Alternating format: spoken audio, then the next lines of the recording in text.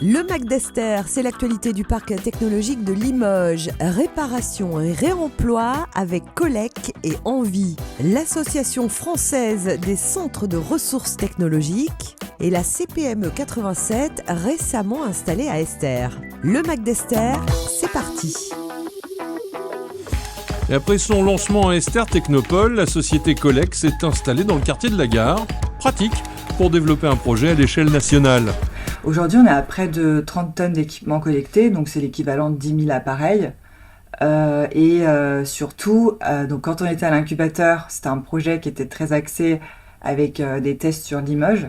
Et aujourd'hui, on s'adresse partout en France. On a des projets partout en France, donc voilà, on s'est bien développé.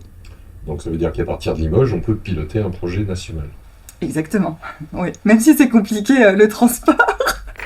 Le Colec est la première solution française qui transforme en bon d'achat les appareils inutiles. L'économie se frotte au développement durable avec à la clé réparation et réemploi. J'étais en bureau d'études en région parisienne, donc je travaillais toujours dans la thématique des déchets. Et c'est là que j'ai réalisé qu'il y avait un gros problème au niveau des D3E, déchets d'équipements électriques et électroniques, notamment en faisant des audits de centres de stockage, centres de traitement. Et j'ai commencé à m'intéresser donc au sujet de plus près. Un sujet très axé sur le terrain et la collecte des produits à traiter, mais également sur le web avec une appli et un site qui permettent directement aux propriétaires d'objets de faire la démarche en ligne.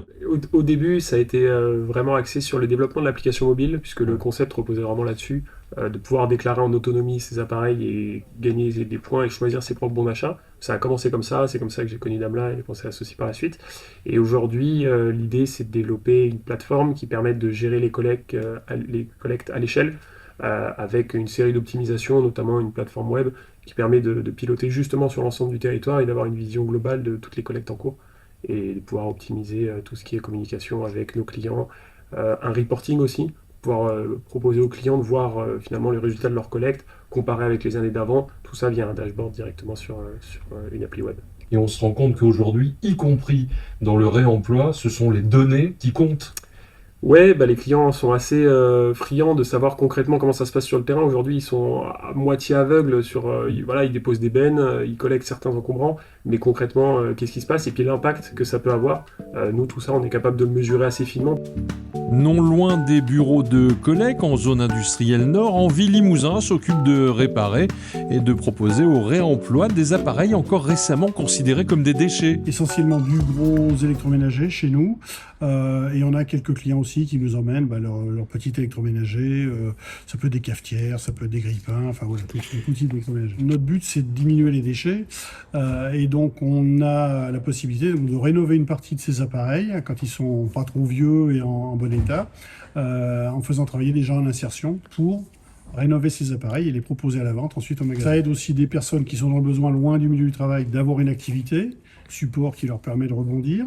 Et puis nous, ça nous permet de proposer des produits ensuite à la vente à tout un chacun, avec des produits qui sont vendus environ 50% du prix du neuf, avec une garantie de 2 ans. On essaie de faire une garantie de 2 ans sur tous les produits qui sortent de chez nous. Aujourd'hui, sur le magasin, on arrive à rénover à peu près 2800 appareils par an.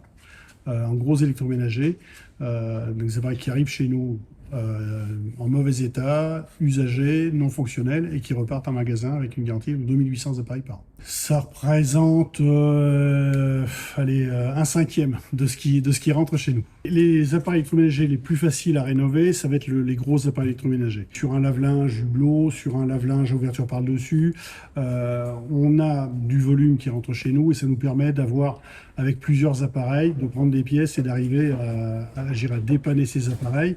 Quand vous avez un appareil avec un couvercle qui arrive rouillé, il suffit d'en avoir un autre qui arrive et de changer le couvercle et là vous êtes sur un appareil qui est de nouveau disponible. Sur le petit électroménager, c'est un petit peu plus difficile parce que là, le coût des pièces et la disponibilité des pièces n'est pas toujours au rendez-vous. Et donc là, c'est plus difficile de rénover le petit électroménager. Dans le courant du mois de mars, des collectes vont être organisées en pied d'immeuble dans le quartier du Val-de-Laurence à Limoges. On a un projet avec... Donc ça, on a hâte aussi de commencer les tests. Ça commencera en mars. Et pour une durée de 6 mois. On va avoir des collectes sur Strasbourg, Pas-de-Calais, vers Arras, en Île-de-France, dans différents coins, toujours sur Bordeaux Métropole, des collectes à Limoges, que ce soit entreprises ou bailleurs.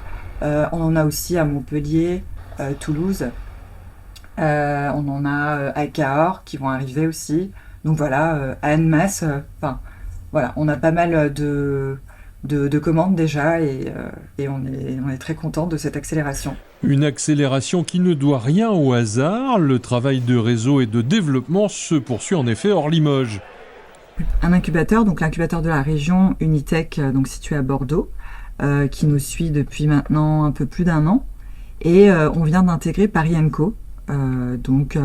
C'est une structure d'accompagnement basée à Paris. En fait, ça nous permet de faire du réseau et de bénéficier de conseils qui sont quand même précieux quand on est en start-up, parce qu'il faut savoir bien s'entourer et surtout d'être coaché sur certains points. Grâce à ces réseaux, on rencontre d'autres start-up qui sont plus ou moins avancées par rapport à notre état, et donc on bénéficie de retours d'expérience et on se cale sur ces retours pour essayer de ne pas reproduire les mêmes erreurs, ou en tout cas peut-être faire mieux.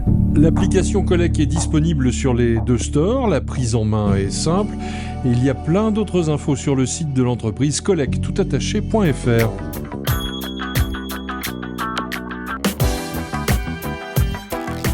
Le CTTC ou le CRT, vous connaissez ?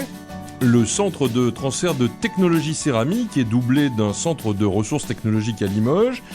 Et depuis peu, c'est le directeur de ces structures, basé à Esther Technopole, qui est le président de l'Association française de ressources technologiques.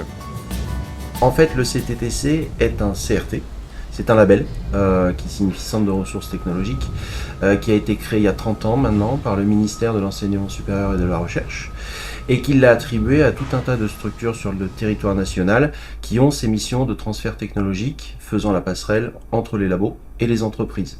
La mission du président, c'est d'être l'interlocuteur, alors aux côtés de la déléguée générale de l'association, mais d'être l'interlocuteur auprès du ministère pour l'ensemble des CRT sur le territoire français, de pouvoir discuter de comment les CRT peuvent mieux accompagner les entreprises avec le soutien du ministère, de défendre aussi un certain nombre de sujets d'avenir sur lesquels nous pouvons nous positionner avec l'aide du ministère. Aujourd'hui, il faut consolider ce qui existe et qui fonctionne. J'entends par là le crédit d'impôt recherche, l'aide aux structures de petite taille via la réglementation RDI européenne qui existe déjà. Donc tous ces mécanismes de soutien à l'innovation aujourd'hui sont menacés puisque nous sommes dans des contraintes budgétaires. Chacun doit faire des efforts, nous en sommes bien conscients, mais se couper de l'innovation, c'est quelque part amputer l'avenir.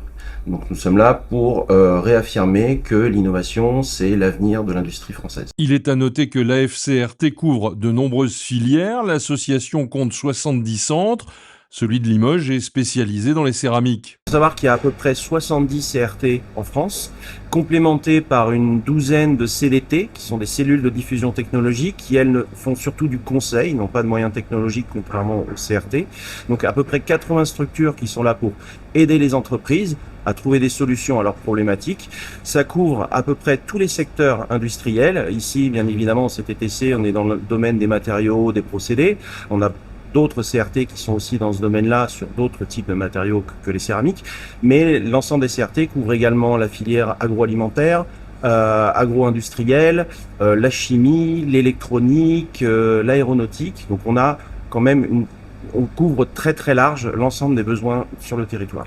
Un CRT est dédié à fournir des services d'excellence aux entreprises en s'appuyant sur un ressourcement scientifique fort. Dans le cahier des charges du label CRT, il est demandé à ce qu'on fournisse des services essentiellement auprès des PME qui n'ont pas forcément les équipes techniques de R&D pour réaliser des projets, donc de venir en appui des PME, faciliter le transfert des résultats de la recherche vers les PME qui ont moins accès, ou en tout cas un accès plus difficile à ces résultats de la recherche.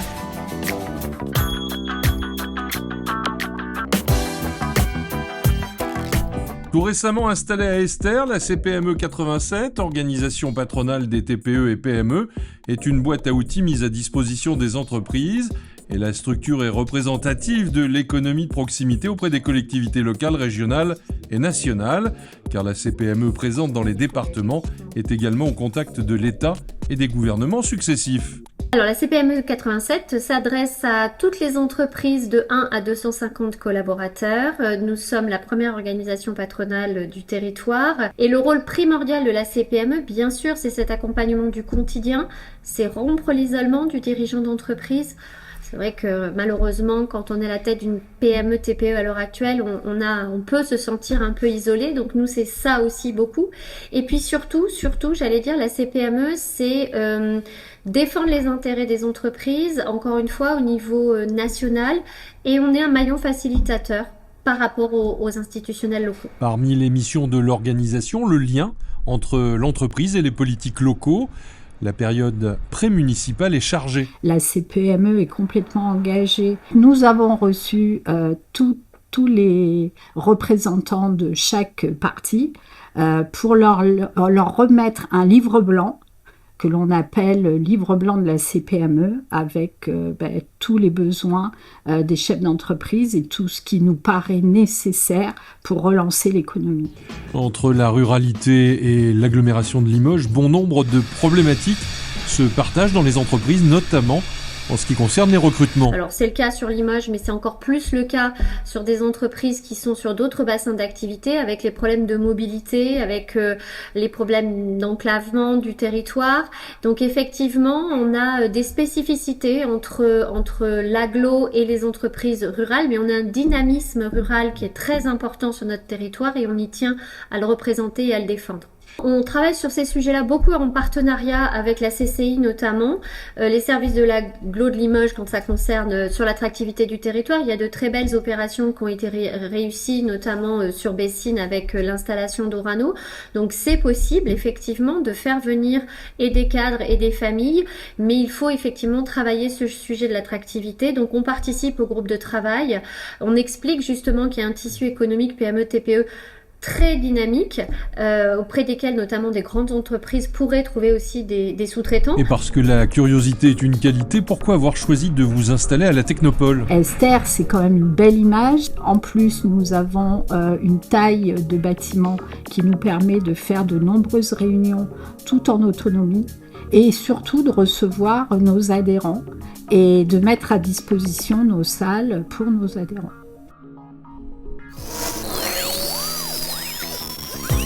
Le Mac d'Esther, c'est déjà fini. Rendez-vous dans un mois.